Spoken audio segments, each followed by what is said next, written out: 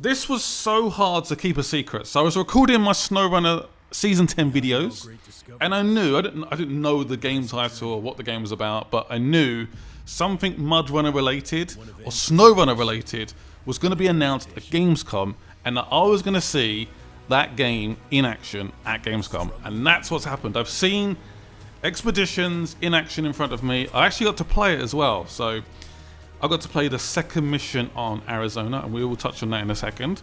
Let's firstly talk about the release date. It's coming out next year. From what I've seen, the game looks pretty much done, honestly. I didn't see any bugs. It looked gorgeous as well. It looks like a decent step up from SnowRunner. It looked ready to go, honestly. So I'm predicting, this is a complete prediction, very early next year. I think February, March, April, around that time, maybe May, I don't know. So yeah, it's coming out on the previous gen consoles, and that's my first question mark negative. I don't know. It really does depend. I think I was playing this particular build on PC, and it looks really, really good. Like, it looks like a step in the right direction from SnowRunner. Talking of SnowRunner, I love SnowRunner, and I was sort of hoping for a sort of a proper like SnowRunner sequel. This is not a SnowRunner sequel. This is a MudRunner game, I guess you could say. So a lot more approachable. This game isn't going to be open world, but I believe you can accept missions, and you can just do what you want. You can go around, explore Arizona if you want to.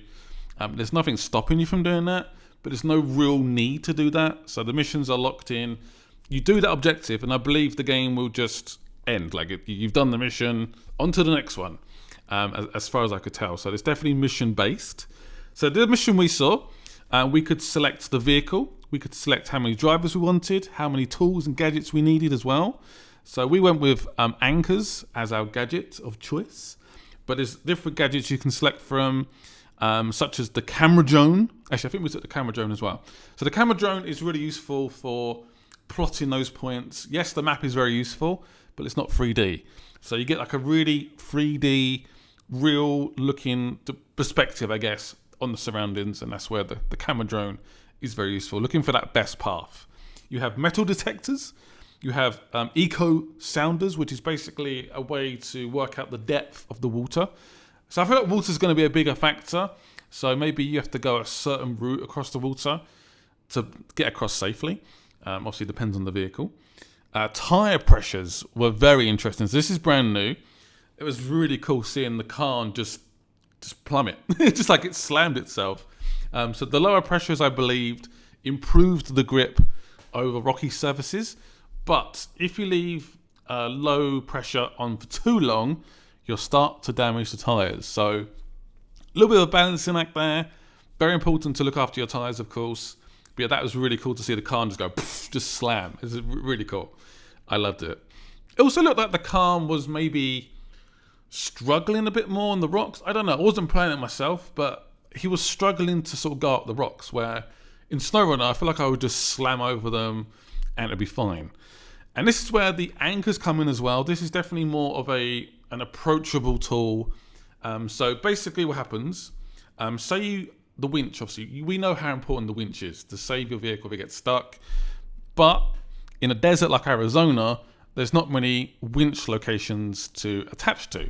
So a circle appears, like a sort of yellowy red circle around your vehicle, and you can put an anchor anywhere within that circle, and you can winch off that, which is very, very cool. And during the gameplay, we saw something really, really cool. So these anchors, we went to the sort of edge of a massive cliff, like a massive ridge. So if you drop, it's like you're dead.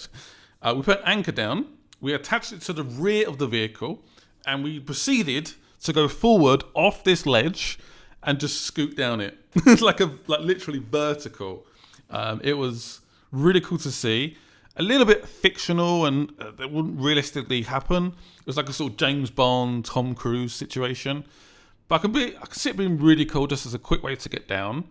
So I guess there's going to be more focus, if you do that often, on the climb up more than coming down. Because coming down, it's going to be super quick.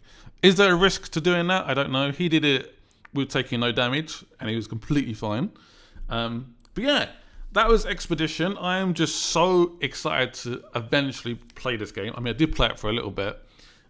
just for a tiny bit. I went on to mission 2 and just went to a few specific locations. It was saying, go here, and then go here, and then go here.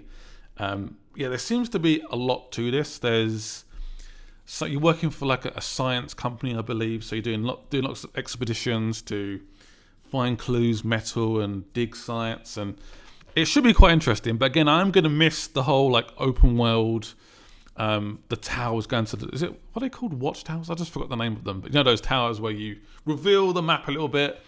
As far as I know, that won't be a part of the game. As far as I know, it's definitely not an open world game.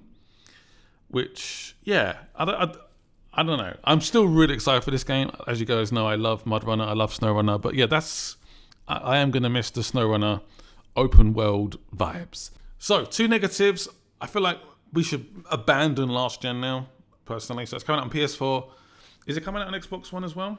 Let me just confirm that before we start spitting facts. Yeah, Xbox One, Xbox Series X and S, PS5, and Steam, and Switch.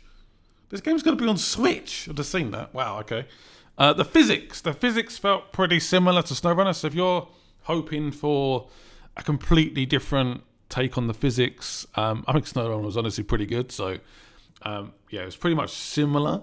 Again, definitely an improved engine in terms of the visuals. And yeah, I'm just looking forward to it. I'm really looking forward to just exploring these worlds again. The fact we've still got 2 more seasons for SnowRunner, and we've got a new game coming. There's more than 15 million players playing MudRunner and SnowRunner.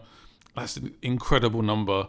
I think I've got one of the most viewed videos of SnowRunner ever, which is just incredible. So I can't thank you guys enough for your support. Hope you guys enjoyed the video. If you guys didn't have any questions, did I mention there's also world clues as well? So see you're a little bit lost, you may see a random pedestrian, like a random statue just going this way. So again, it is really trying to approach the more casual audience, but for the more like seasoned pros, I won't call myself a pro, but the more like if you like SnowRunner, there's definitely still going to be lots of content there you're going to like. I can't wait to see some of the new vehicles. Thank you guys for watching. See you guys soon. That's adios. Oh yeah, sorry about the mic by the way. I'm at Gamescom in a hotel. It's not ideal. Okay, I'm sorry. Bye bye.